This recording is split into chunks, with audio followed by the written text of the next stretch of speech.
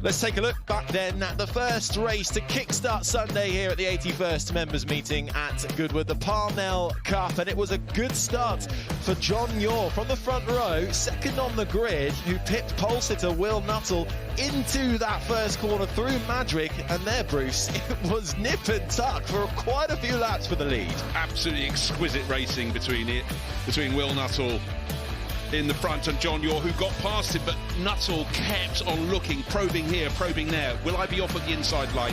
If you are, of course, John Yaw will just carry on around the outside in an exquisite battle, and we heard from John Yaw eventually saying one misgear was all it took, and the lead did change, but he put on such a stout defence. Historic racing at its very, very best between those two Coopers. It certainly was. It woke us all up this morning. Battles further back in the pack as well. The Maserati holding fort and trying to keep in front. That was Joseph Rettenmeyer, and while they were battling, it was all the way for the first few laps between our leaders. John Yaw had the early advantage in that number 6 Cooper, but then a great firing out of the final chicane for Will Nuttall to get alongside. A little glance in his mirror to the left just to see where Yaw was, and that was all he needed to take the lead into Madrick.